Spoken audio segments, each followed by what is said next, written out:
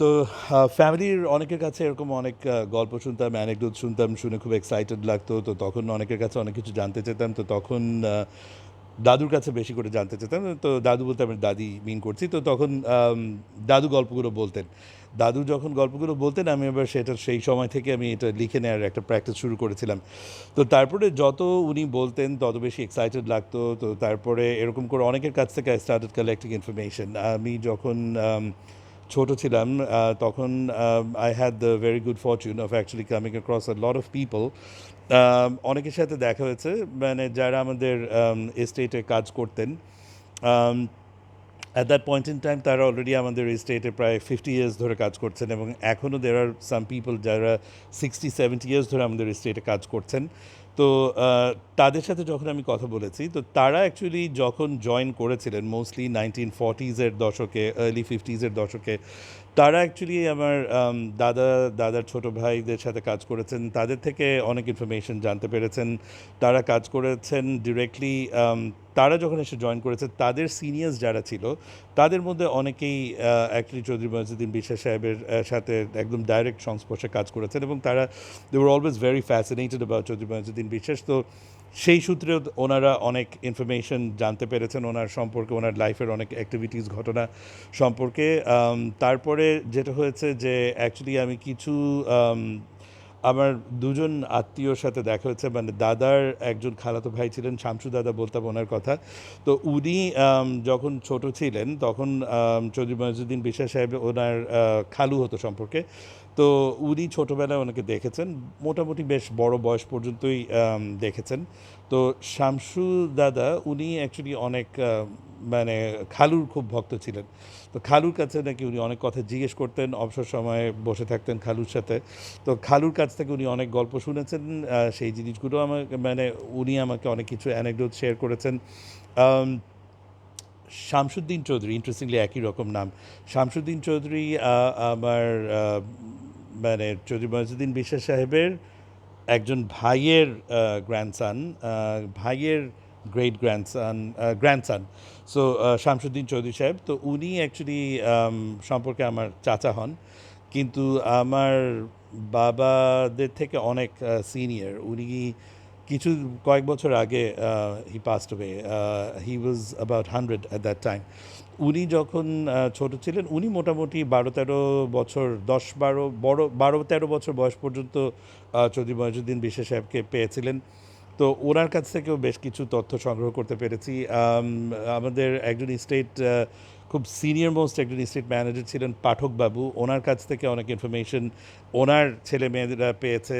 তাদের কাছ থেকে আবার আরও কিছু ইনফরমেশন আমি সংগ্রহ করতে পেরেছি ইন্ডিয়াতে। তারপর আরও এরকম অনেক ইনফরমেশন অনেকের কাছ থেকে আমি জোগাড় করতে পেরেছি। আমার বড় চাচা আলহামদুলিল্লাহ he is about 87 years old now, মাশাল্লাহ, এবং এখনও আলহামদুলিল্লাহ বেশ ভালো আছেন। ওনার কাছ থেকেও কিছু তথ্য পেয়েছি। সুলতানা ফুপু আমার একজন ফুপু ছিলেন, she was like the family custodian of history. ওনার কাছে অনেক তথ্য ছিল, অনেক ইনফরমেশন ওনার কাছে লেখা ছিল। আমার বড় আব্বার অনেক বিলঙ্গিংস ওনার কাছে ছিল। তো সেই জিনিসগুলো থেকে ওনার কাছ থেকে আমি অনেক ইনফরমেশন পেয়েছি। তো এরকম বিভিন্ন সোর্স থেকে তারপর পরিবাগের পীর সাহেবের কাছ থেকে, কারণ পরিবাগের পীর সাহেবের বাবা চৌধুরী মঈজুদ্দিন বিশ্বাস সাহেবের খুব ক্লোজ ছিলেন। তারপরে এরকম অন্যান্য অনেকগুলো সোর্স থেকে ইনফরমেশনটা একসাথে কালেক্ট করা হয়েছে। বদিউজ্জামান সাহেব নামে একজন আছেন, বদি চাচা বলে থাকি, আমার মেজো চাচার খুব ক্লোজ ঘনিষ্ঠ। হি ইজ ওভার 80 নাও। উনি ফরিদপুরের প্রেস ক্লাবের প্রেসিডেন্ট ছিলেন। তো হি ইজ অ্যান হিস্টোরিয়ান। উনি আসলে মানে বাংলাদেশের, পুরো বাংলাদেশের অনেক ইম্পর্ট্যান্ট পুরনো ফ্যামিলি কীভাবে একটা ফ্যামিলির সাথে আরেকটা ফ্যামিলি বৈবাহিক সূত্রে কীভাবে রিলেটেড সেটার উপর বই পাবলিশ করেছেন এবং বঙ্গবন্ধুর উপরেও উনি বই লিখেছেন এবং আরও অনেক অন্যান্য হিস্টোরিক্যাল বই উনি লিখেছেন। তো ওনার কাছেও মানে he has a wealth of information. তো ওনার সাথেও আমি বহু ঘন্টা কাটিয়েছি, মানে কয়েকদিন কাটিয়েছি এবং ওনার থেকে অনেক ইনফরমেশন নিয়েছি। তারপরে তো আসলে ইনফরমেশন নেওয়ার কোনো শেষ নেই, তো এটা একটা অনগোয়িং প্রসেস। কিন্তু আমি সব কিছু তথ্যকে একত্রিত করে বই হিসেবে পাবলিশ করার একটা চেষ্টা চলছে। আমি পাওয়ার পয়েন্ট প্রেজেন্টেশন বানিয়ে আমাদের ফ্যামিলি গেট টুগেদারেও সেটা প্রেজেন্টেশন করেছি এবং কিছু রাফ ড্রাফট বইয়ের মতো পাবলিশ করেছি, অনেকগুলো পেপারে আর্টিকেল পাবলিশ করেছি, ওগুলোকে কম্পাইল করেছি বইয়ে দেবার জন্য। কিন্তু এখন আমি অ্যাকচুয়ালি যেটা ভাবলাম যে অডিও ভিজুয়াল মিডিয়ামে এই ইনফরমেশনগুলো অ্যাটলিস্ট তোলা থাক। এটা পরে আরও ইনফরমেশন আসতে পারে, কিছু ইনফরমেশন হয়তো কারেকশন হতে পারে, কিছু মানে মডিফিকেশন হতে পারে, এক্সপ্যানশন হতে পারে, সেটা একটা এভলিউশনারি প্রসেস, সেটা হতে থাকতে পারে। But as on today 22 April 2020, মোটামুটি হোয়াট এভার আই নো, আমি ভাবছি যে as much as I can remember I should put it out there.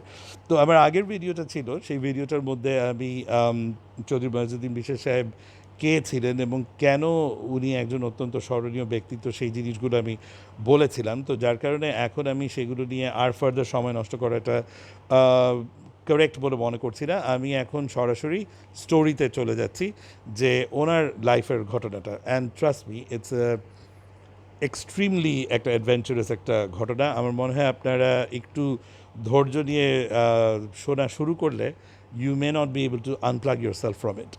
তো শুরু করছি ঘটনা। 1840 সন। ঘটনার শুরু হচ্ছে চাঁদপুর নামে একটা জায়গায়। চাঁদপুর অবশ্য কুমিল্লার চাঁদপুর না, চাঁদপুর হচ্ছে ফরিদপুরেই চাঁদপুর নামে একটা জায়গা আছে। শিবরামপুর বর্তমান ওটা শিবরামপুর নামেও পরিচিত, চাঁদপুর নামেও পরিচিত। এটা ঈশান গোপালপুর ইউনিয়নে লোকেটেড। সো বেসিক্যালি সেখানে চৌধুরী মঈজুদ্দিন বিশ্বাস সাহেবের ancestral home is located over there. তো সেইখান থেকেই গল্পটার শুরু। তো সেখানের গল্পটা শুরু আমাকে যদি করতে হয় তাহলে আবার একটু অতীতে, অল্প কিছুটা অতীতে আমাকে যেতে হবে। বেসিক্যালি চৌধুরী মঈজুদ্দিন বিশ্বাস সাহেব হচ্ছে 11th descendant of Arafat Ali নামে একজন, যিনি এসেছিলেন উত্তরপ্রদেশ থেকে ইন্ডিয়ার as the assigned Jagirdar of Fatehabad. Fatehabad ছিল মোগল আমলে, ফরিদপুরের নাম ছিল ফাতেহাবাদ। তো ফাতেহাবাদে উনি আসলেন জাগিরদার হিসেবে। তো ফাতেহাবাদ বলতে বর্তমানের যে গ্রেটার ফরিদপুর যে এরিয়াটা আর কি, গোপালগঞ্জ আছে, শরীয়তপুর আছে, মেইন ফরিদপুর তো আছেই, মাদারীপুর এবং রাজবাড়ী ডিস্ট্রিক্ট। তো এখানে মেইনলি উত্তর ফাতেহাবাদ যে সাইডটা, মানে রাজবাড়ী ডিস্ট্রিক্ট, গ্রেটার ফরিদপুর, কিছু মাদারীপুরের কিছু অংশ, এই পোর্শনগুলোর উপরে জাগিরদার হিসেবে আসলেন মোগল সনদপ্রাপ্ত হয়ে। 1600 যে 1600s-এর আর্লি 1600s-এ অ্যাপ্রক্সিমেটলি 1630-এর দিকে মানে ওনার এই ইয়েটা স্ট্যাবলিশ হলো, বেসিক্যালি জাগিরদারিটা স্ট্যাবলিশ হলো। তো কয়েক জেনারেশন ওনারা জাগিরদারি সামলিয়েছেন ফরিদপুরে। তারপরে 1760s-এর আসলে যখন ব্রিটিশ সাম্রাজ্য আসলো এবং ইস্ট বেঙ্গল এবং ফরিদপুর এই সব জায়গাগুলোর মধ্যে ইস্ট ইন্ডিয়া কোম্পানির আধিপত্য স্ট্যাবলিশ হলো, তারা এই জায়গাগুলোকে অ্যাকোয়ার করে নেওয়া স্টার্ট করলেন।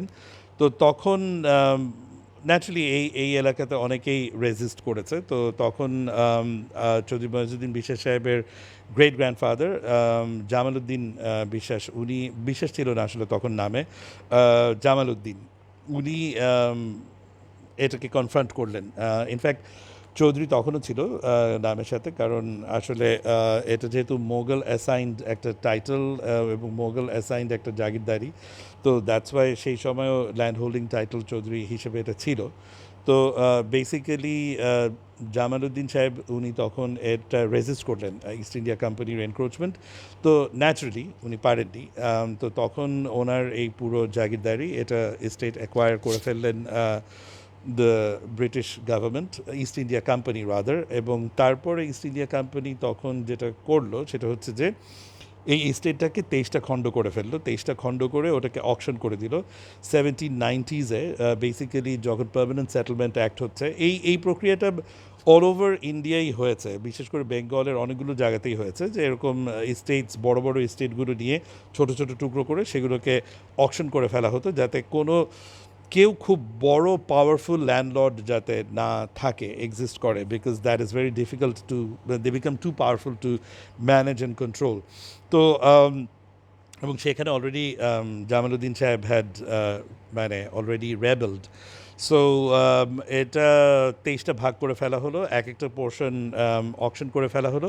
তো সেই সময় আসলে ওই 70-90s-এর দশকে গ্রেটার ফরিদপুরে যে অনেকগুলো জমিদারি এস্টেট আছে, বিশেষ করে হিন্দু জমিদারি এস্টেট যেগুলো ম্যাক্সিমাম, সেগুলো ম্যাক্সিমাম ওই সময় প্রতিষ্ঠিত হলো। আহ, কারণ ওয়েস্ট বেঙ্গলের এদিককারও বিক্রমপুর, তারপর ঢাকার এদিকের কিছু বেশ প্রতিষ্ঠিত বিজনেস হাউসেস, তারা যখন মানে বিজনেস পিপল, মার্চেন্টস, তারা স্টেটগুলো কিনলো। আর ওয়েস্ট বেঙ্গলের দিক থেকে অনেক বেশ প্রতিষ্ঠিত ব্যবসায়ীরা এগিয়ে এসে তারাও স্টেটগুলো কিনলো।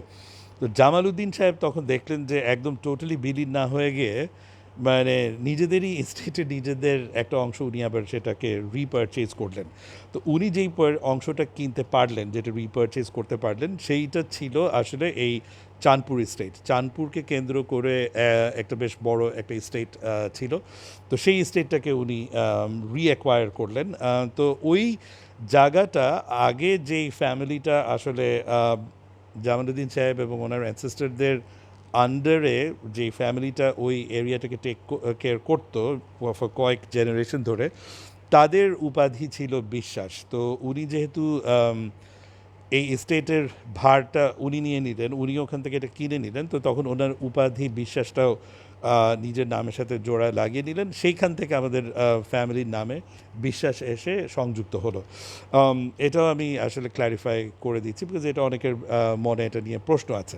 তো আর তারপরে অ্যাকচুয়ালি আরেকটু বলে নেওয়া লাগবে যে তার আগে আমাদের ফ্যামিলি কোথায় ছিল, কী ছিল। তো আরাফাত আলী সাহেবরা আসলে বেশ অনেক জেনারেশন ধরে, প্রায় 300-400 বছর ধরে ইন্ডিয়াতে অবস্থানরত ছিলেন। They were located mostly in the north of India. They worked under the Mughal empire and mostly with the ruling যে গভর্নমেন্ট ছিল তাদের মানে মিলিটারি সাইডে তারা সাপোর্ট দিয়েছে। They came in to India in the 1200s along with the Turkish regiments who came into India. এবং আমি actually এই পর্যন্ত মোটামুটি আমরা ট্রেসেবল হিস্ট্রি ফ্রম 1200s আছে, নট ভেরি ট্রেসেবল, বাট মোটামুটি একটা বেসিক আইডিয়া আছে that okay, so they came in from the along with the Turkish regiment যে ছিল, they managed a certain portion of the army, the imperial army. মোগলদেরও একটা Turkish regiment ছিল, সেটার একটা major section was taken care of by Chowdhury Mohiuddin Biswas সাহেবের ancestors. আমি বারবার চৌধুরী মহিউদ্দিন বিশ্বাস সাহেবকে ওনার নামে I am going to refer to him, I am not going to refer to him as বড় আব্বা আর গ্রেট গ্র্যান্ডফাদার, বিকজ আমি আসলে এই নারেশনটা কোনো অবস্থাতেই আমি করছি না two glorify him as my ancestor, অথবা তাকে গ্লোরিফাই করে আমার নিজের জন্য বা আমার সব কাজিনস এবং আত্মীয়দের জন্য সাম কাইন্ড অফ পার্সোনাল গ্লোরিফিকেশনের জন্য এটা মোটেও না। This is purely telling the story of somebody যার স্টোরিটা it deserves to be told. So সেই জিনিসটা আমি আরেকবার একটু ক্ল্যারিফাই করে দিলাম। তো এখন আরেকটু আমি অ্যানসেস্ট্রিতে যেতে পারি। আমি পার্সোনালি আসলে আউট অফ কিউরিওসিটি আমার স্যালাইভা স্যাম্পল, ব্লাড স্যাম্পল আমি কেমব্রিজ ইউনিভার্সিটির যে জেনেটিক রিসার্চ ডিপার্টমেন্টে পাঠিয়েছিলাম, এবং তাদের কাছ থেকে একটা অ্যানালিসিস করে জানা গেছে সেটা হচ্ছে যে বেসিক্যালি আমাদের ফ্যামিলির ancestry it comes from Siberia, O3 haplogroup. We are related to the Mongols, but we are not descendants of the Mongols. We are related tribes. তো আমাদের এই ট্রাইবগুলো মানে বেসিক্যালি তাদের রিসার্চটা একদম কোনো ডিরেক্ট ইন্ডিভিজুয়ালকে আইডেন্টিফাই করতে পারে না, বাট তারা বলে যে এই জেনেটিক গ্রুপটা অ্যাজ আ গোষ্ঠী তারা কোথায় কোথায় কবে কবে মুভমেন্টগুলো করেছিল। তো O3 হ্যাপ্লো গ্রুপ এবং আরও কিছু এরকম টেকনিক্যাল টার্মস আছে। এই হ্যাপ্লো গ্রুপটি সাইবেরিয়াতে একটা সার্টেন জেনেটিক মিউটেশনের পরে দেখা গেছে এটা অ্যাবাউট 2000 years ago এই O3 হ্যাপ্লো গ্রুপটা ডেভেলপ করেছে ইন সাইবেরিয়া রিজন।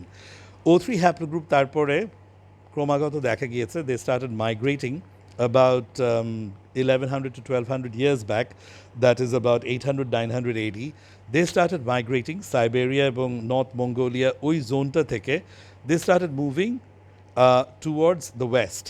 এটা ওয়েস্টওয়ার্ড তারা আস্তে আস্তে ইউরোপ পর্যন্ত এসেছে, থ্রু আউট এশিয়া তারা ক্রস করেছে, ইন্টারম্যারেজেস হয়েছে, তো সেখানে তাদের জেনেটিক মিক্সিং হয়েছে অনেক, এবং তারা টার্কি এই একদম ওয়েস্টার্ন সাইড অফ রাশিয়াতে Georgia, Azerbaijan, eastern side of Turkey, এই জায়গাটাতে এসে O3 হ্যাপ্লোগ্রুপের একটা মেজর কনসেন্ট্রেশন পাওয়া যায় from about 1,000 years back. So kind of we can understand যে about 1,000 years ago Chaudhry Moinuddin Bisha সাহেবের ancestors-রা they started living in eastern side of Turkey, Azerbaijan and Georgia এই জোনটার মধ্যে।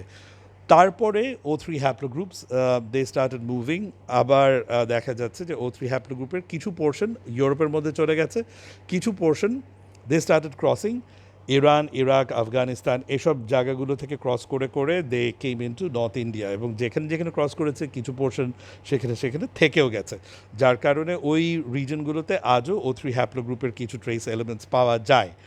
তো আমাদের নর্থ ইন্ডিয়ান সাইডে এবং বাংলাদেশে এসে আসলে O3 হ্যাপ্লোগ্রুপ দেখা গেছে যে খুবই কম সংখ্যক মানুষের মধ্যে O3 হ্যাপ্লোগ্রুপের ট্রেস এলিমেন্টস পাওয়া যাচ্ছে। Entire North India, about 2% of the population contains the O3 haplogroup. So they have derived, it's a pretty rare haplogroup that is derived from Russia. So basically that's kind of আমাদের genetic heritage. And then ওই যেটা বললাম মোগল আর্মির সাথে আমাদের চৌধুরী মইনুদ্দিন বিশ্বাস সাহেবের অ্যানসেস্ট্রি মোগল আর্মির সাথেই তারা সংযুক্ত ছিল। পরবর্তীতে basically they held important positions in Uttar Pradesh in the Mughal hierarchy. They were also assigned property and land to look after. So তাদের সেই heredity is a bit foggy. ওটার মধ্যে অত ডিটেলস ন্যাচুরালি আমাদের কাছে available অত ডিটেলসে নেই। Arafat Ali in the early 1600s সেখানকার ফ্যামিলি ল্যান্ড হোল্ডিং ফ্যামিলি যেটা ছিল তাদের একটা অংশ উনি চলে আসলেন ফাতেহাবাদে as the assigned jagirdar. That's where it starts. And then এখানে তো আমি বললাম যে এই জামালউদ্দিন সাহেব উনি চাঁদপুর স্টেট কিনলেন। সো চাঁদপুর স্টেট উনি কেনার পরে বেসিক্যালি ওনার ছেলে জালালউদ্দিনের পরে আসছে মকিমউদ্দিন সাহেবকে নিয়ে আমাদের স্টোরিটা এখন আরেকটু এক্সটেন্ড হবে। মকিমউদ্দিন সাহেব basically he was born around the year 1805-1810 এরকম, কারণ অ্যাপ্রক্সিমেটলি ওনার বয়স আসলে ছিল অ্যারাউন্ড 1840 আর কি, যখন মইনুদ্দিন সাহেবের জন্ম সেই সময় আর কি ওনার বয়স it was kind of in his late 30s, mid to late 30s-এ, তখন অলরেডি অন দ্য সিনিয়র সাইডে উনি চলে গেছেন। তো উনি ইয়াঙ্গার লাইফে উনি বিয়ে করেছিলেন। এখান থেকে আসলে অ্যাডভেঞ্চারটা শুরু। সো এই জায়গাটা একটু মজা করে মানে বলতে হবে, এখানে একটু এমফেসিস দিতে হবে। তো বেসিক্যালি উনি বিয়ে করেছিলেন অ্যাপ্রক্সিমেটলি 1826-27 দিকে। তো বিয়ে করেছিলেন জৌনপুরের পীর সাহেব হজরত মাওলানা কেরামত আলীর এক ভাগ্নি বা ভাতিজি, নিস। সো কোন সূত্রে নিস নট দ্যাট ক্লিয়ার। তো হজরত মাওলানা কেরামত আলীর ফ্যামিলিতে উনি বিয়ে করলেন। বিয়ে করার পরে উনি তাকে নিয়ে আবার চলে আসলেন এখানে ইন্ডিয়ার সাথে। উত্তরপ্রদেশ, জৌনপুর এই এরিয়ার সাথে ফ্যামিলির অনেক রেগুলার একটা মুভমেন্ট ছিল সবসময়। তো সো দে কেম ব্যাক, এখানে উনি আসলেন, এসে উনি এখানে সেটেল করলেন, মানে এখানে সেটেল মানে ওনার ওয়াইফকে নিয়ে এসে এখানে লাইফ শুরু করলেন।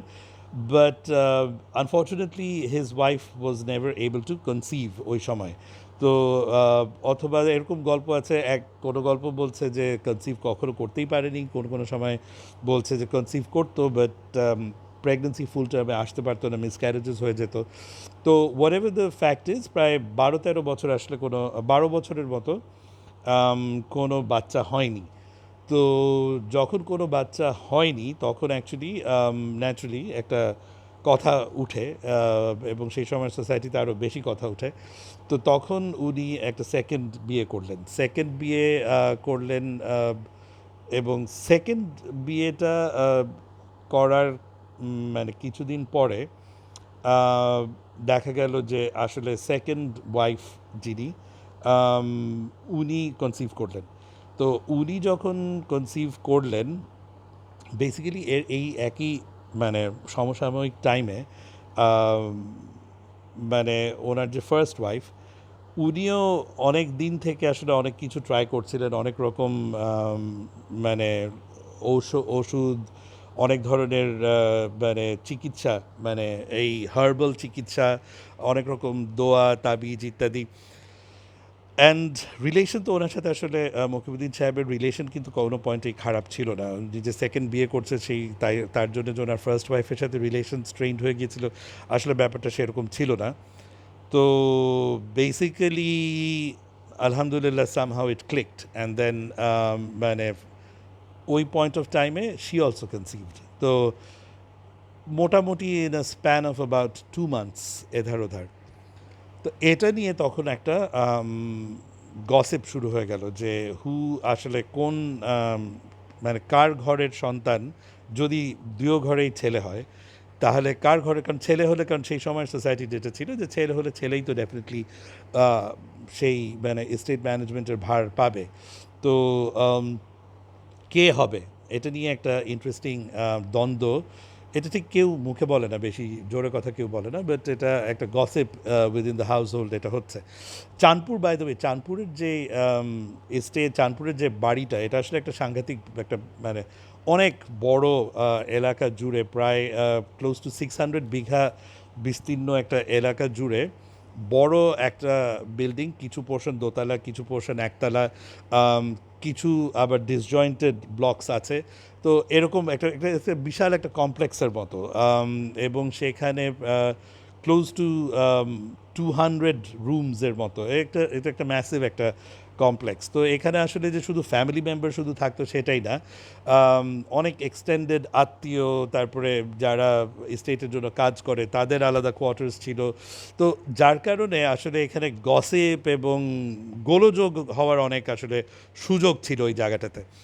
তো ইট ওয়াজ নট জাস্ট একটা ক্লোজ নেট ফ্যামিলি হোম ছিল না, আত্মীয় কাজিনস, মানে তার কাজিনসের কাজিনস, এরকম অনেক আত্মীয় স্বজন আসতো, এসে থেকে যেত।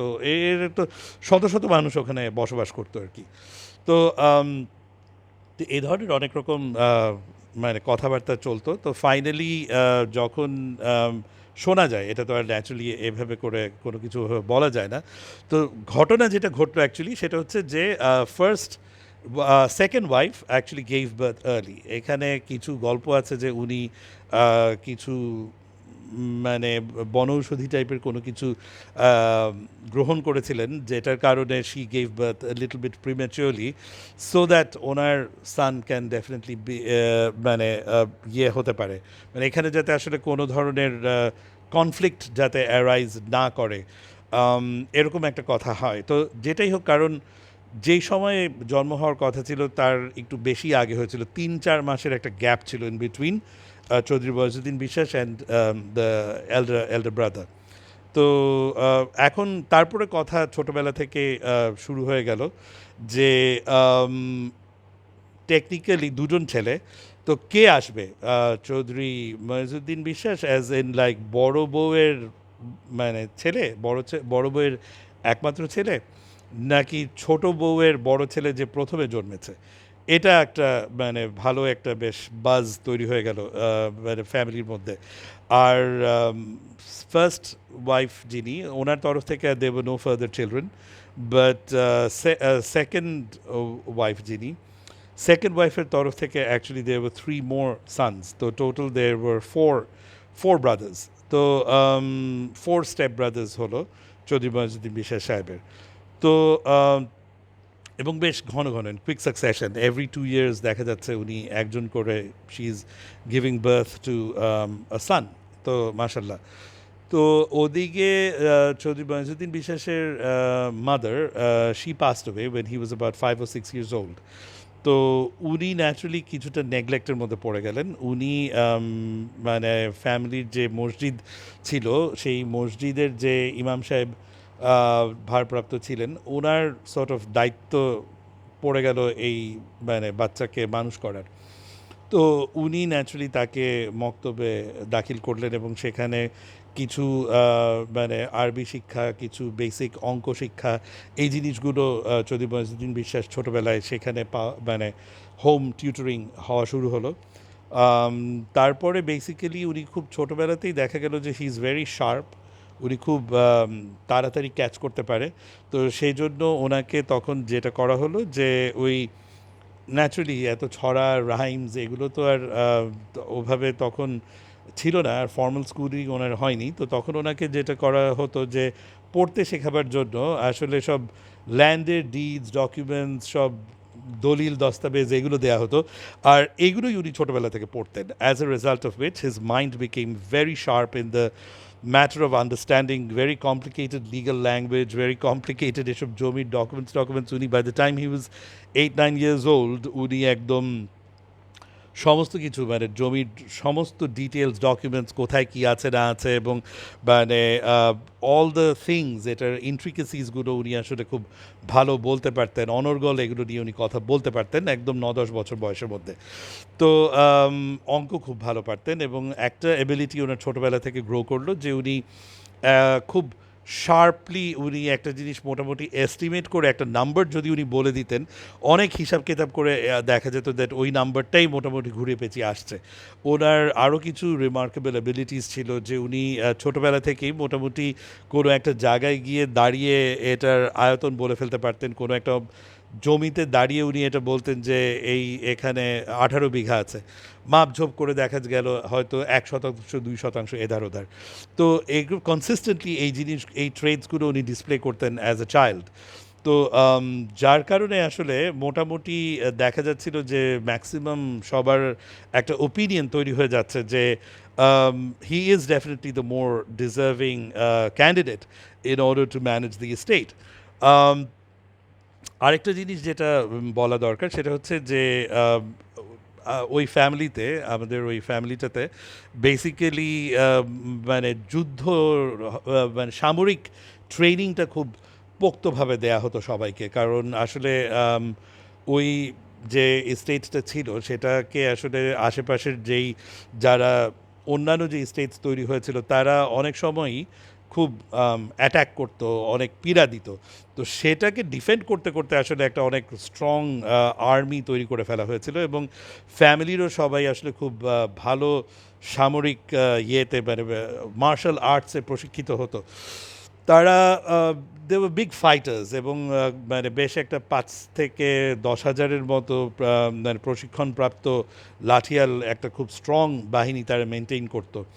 তো এবং সেটা দিয়ে তারা ডিফেন্ডও করতো এবং কখনো কখনো তারাও ফ্রন্ট লাইনে গিয়ে অফেন্সও করতো। তো যার কারণে এটা এটা ওই সময়ের একটা পাওয়ার ব্যালেন্স মেনটেন করার জন্য এটা দরকার ছিল। তো so they were known as a warrior family. তো সেই ট্রেডিশনটা হোল্ড করার জন্য সব ছেলেগুলোকেই খুব ভালো মিলিটারি ট্রেনিং দেওয়া হতো। So they became very big fighters, very good fighters. তার মধ্যে চৌধুরী মঈজুদ্দিন বিশ্বাস ওয়াজ এক্সেপশনালি ভালো। লাঠি, সোর্ড ইত্যাদি, তীরন্দাজি সব কিছু সাইডে হি এক্সেলড এভরিওয়ান এলস। তো অ্যাট ওয়ান পয়েন্ট একবার তার নানাবাড়ির সাইড থেকে তারা চাইলো যে সে যে কিছুদিন অ্যাটলিস্ট ওখানে কাটিয়ে আসুক। তো তখন গল্পে যতটুকু আমরা জানতে পারি যে উনি নানাবাড়িতে গেলেন জৌনপুরে, সেখানে গিয়ে কিছু সময় কাটালেন, 1-2 বছর ছিলেন ওখানে এবং ওখানে আসলে নর্থ ইন্ডিয়াতে অন্যান্য মানে যত খানকা শরীফ আছে, যত মাজার শরীফ আছে, এই জায়গাগুলো ওনার দেখার সুযোগ হয় এবং Delhi, Agra, all the big places, সেখানে অনেক বড় সব হিস্টোরিক্যাল নিদর্শন সেগুলো ওনার দেখার সৌভাগ্য হয়েছিল। তো যেটার কারণে আসলে তার আউটলুকটা অনেক এক্সপ্যান্ডেড হয়ে যায় as a child. Then he came back 13-14 বছর বয়সে and he came back even more enlightened. So এটার মোটামুটি কোনো ডাউট ছিল না কারো মাঝেই যে he is the one who is actually going to take the responsibility. আর আরেকটা জিনিস যেটা হয়েছে যে যেহেতু আসলে ফ্যামিলির অফিসিয়ালসদের মধ্যে এমপ্লয়িজদের সাথে আসলে বেশি সময় কাটিয়ে বেড়ে উঠেছিলেন চৌধুরী মঈজুদ্দিন বিশ্বাস সাহেব, সেজন্য দেখা গেছে যে তার আসলে সবার সাথে রিলেশনটা খুব ভালো ছিল এবং জেনারেল মানুষজনের আসলে চাওয়া পাওয়াটা কী, তাদের লাইফের নিডসগুলো কি, that he was able to understand a lot better than his brothers and naturally other members of the royal family, noble family যাই বলে না কেন, বিকজ তারা আরও অ্যালুফ থাকতো, অনেক ডিট্যাচড থাকতো, বাট নট চৌধুরী মেজুদ্দিন বিশ্বাস। উনি একদম ভালোভাবে ব্যাপারটা বুঝতে পারতেন। তো এগুলো সব কিছুর পরিপ্রেক্ষিতে he was pretty much the nominated choice. তো হঠাৎ করে 1855 সালে যখন চৌধুরী মঈজুদ্দিন বিশ্বাস সাহেবের 15 বছর বয়স, হঠাৎ করে তার বাবা আহ, মারা যান বুকে ব্যথা হয়ে, সো পসিবলি হার্ট অ্যাটাক। আবার কিছু কিছু থিওরি আছে যে তাকে পয়জন করা হয়েছিল। তো ন্যাচুরালি উই ডোন্ট নো, আর কাউকে ওভাবে ব্লেমও করা পসিবল না, কয়েকশো মানুষ থাকতো ওই বাড়িতে। তো ডেফিনেটলি কিছু অফিসিয়ালস, কিছু গ্রিডি অফিসিয়ালস ছিল যারা সবসময় দেখা যেত কারু না কারুর সাথে কলিউশন করে কিছু না কিছু কনস্পিরেসি করছে। তো end result, he died, Chowdhury Mokimuddin Biswas. তো যখন মারা যান তখন ওনার বয়স আর্লি 50s, মানে একটু ইয়াংই মারা যান। তো হঠাৎ করে মারা যান। তো এই মৃত্যুর পর বেসিক্যালি মোটামুটি তখন ইমিডিয়েটলি কথাবার্তা হয় যে এখন মানে আর দেরি না করে ইমিডিয়েটলি, তাহলে যদিও নাবালক বাট এটা ইমিডিয়েটলি এখনই এটা এটা মোতওয়ালি ঘোষণা করতে হবে। তো সেটার প্রস্তুতি চলতে না চলতেই হঠাৎ করে চৌধুরী মঈজুদ্দিন বিশ্বাস সাহেব এর প্রচণ্ড শরীর খারাপ হয়ে গেল, রক্ত বমি হওয়া শুরু হলো এবং উনি প্রায় মারা যাওয়ার মতো অবস্থায় চলে গেলেন। তো থিওরি বলে, এটা আমরা ন্যাচুরালি বলতে পারি না, এটা যার কারণে এই গল্পটা আসলে বলতে গেলে এই জায়গাগুলো হয়তো অনেকে সেন্সিটিভলি বুঝিয়ে বলবে না, বাট আমি আসলে খুব ইভেন আমি শুধু ফ্যাক্টসগুলো বলতে চাই। তো যার কারণে আমি কোনো থিওরিটা বলতে চাই না, তো মানে থিওরি বলবো বাট এটা যে থিওরি আমি সেটা বলবো। তো ফ্যাক্ট হচ্ছে খুব অসুস্থ হয়ে গেল কোনো কারণ ছাড়া। তো থিওরি হচ্ছে যে ওনাকেও পয়জন করা হয়েছিল, যে যাতে উনি মারা যায়। আম, এটা হতে পারে যে উনি মারা গেলে এটা ওনার স্টেপ ব্রাদারদের কাছে চলে যাবে। তো এটা অনেকে তার স্টেপ ফ্যামিলিকে ইন্ডিকেট করে যে এটা হয়তো তাদের দিক থেকে কিছু ছিল। আরও কিছু আত্মীয় স্বজন ছিল, আরও কিছু চাচা ছিল, কিছু কাজিনস ছিল, কিছু স্টেট অফিসিয়াল ছিল, এটা তাদের কীর্তিকলাপ হতে পারে, এটা বাইরের কোনো লর্ড যারা অন্য ল্যান্ডলর্ডস ছিল এটা তাদের কোনো কনস্পিরেসি থাকতে পারে, we don't know. But basically ওনাকে পয়জন মানে মোটামুটি ধরা যায় যে আসলে হি ওয়াজ পয়জনড, কারণ কোনোভাবেই আসলে উনি সুস্থ হচ্ছে না এবং এটা কনসিস্টেন্টলি আরও খারাপের দিকে চলে যাচ্ছে। তো এটা উনিই বললেন যে আমার মনে হয় যে আমাকে পয়জন করা হয়েছে এবং আমি আসলে এখানে থাকলে আমি মরে যাব, তো আমাকে এখান থেকে চলে যেতে হবে। তো উনি যেটা করলেন ওই ওই যে ইমাম সাহেবকে সাথে করে নিয়ে আরও দু একজন যারা একদম তার খুব ক্লোজ ছিল তাদের কিছু মানুষজনদেরকে নিয়ে রাতের অন্ধকারে ওই চাঁদপুরের খুব কাছাকাছি কিন্তু নদী, তো নদীতে একদম রাতের অন্ধকারে আসলে উনি বাড়ি ত্যাগ করে পালিয়ে যান এবং সেই নদী পথে নর্থ বেঙ্গলে রংপুরে চলে যান। রংপুরে হজরত মৌলানা কেরামত আলী, বেসিক্যালি জৌনপুরের পীর সাহেব, ভেরি ফেমাস পারসন, উনি রংপুরে অবস্থানরত ছিলেন ফর মেনি ইয়ার্স। উনি প্রায় 25-30 বছর ধরে রংপুরে ওনার বেইজ উনি স্থাপন করেছিলেন। মানে সেখান থেকে উনি পুরো বেঙ্গলের মধ্যে ইসলামের প্রবর্তন নিয়ে উনি কাজ করছিলেন। It was not just about preaching Islam, মুসলমান অনেকেই তো তখন ছিল already, but he was actually trying to মানে ইসলামের মধ্যে অনেক রকম স্কুলস অফ থটস তৈরি হয়ে গিয়েছিল সেই, এবং অনেক ভ্রান্ত ধারণা ছিল, সেই জিনিসগুলোকে কাটানোর একটা গবেষণা কেন্দ্রের মতো উনি ওখানে তৈরি করেছিলেন হজরত মৌলানা কেরামত আলী। তো ওই কেরামত আলী সাহেবের কাছে উনি চলে গেলেন, সম্পর্কে নানা হন। তো নানার কাছে চলে গেলেন চৌধুরী মঈজুদ্দিন বিশ্বাস। তো নানা মানে আমি আগেই বলেছি ওনার মায়ের চাচা বা মামা। তো চৌধুরী মঈজুদ্দিন বিশ্বাস ওনার নানার কাছে গিয়ে শরণাপন্ন হলেন এবং সেখানে অনেক ধরনের মানে যেটা হেকিমি চিকিৎসার মাধ্যমে চৌধুরী মঈজুদ্দিন বিশ্বাস ধীরে ধীরে 1-2 মাস সময়ের মধ্যে আলহামদুলিল্লাহ উনি আবার সুস্থ হয়ে উঠলেন। তখন ওনার বয়স 15, এবং উনি ডিসাইড করলেন যে উনি আর ফেরত যাবেন না, উনি সেখানে বসেই উনি ওনার লাইফ নতুনভাবে শুরু করবেন। তো আমার মনে হয় আমি একটা ছোট ব্রেক দেই, আমি এই পর্যন্ত রাখলাম, আবার আমি শুরু করছি উইদিন আ মিনিট। তো আমি ভিডিওটা ব্রেকে ব্রেকে সেগমেন্টে সেগমেন্টে করছি। এই পর্যন্ত দেখার জন্য অনেক ধন্যবাদ। I hope that you are finding it quite interesting. আমরা ব্রেকের পরে আবার মিলিত হচ্ছি।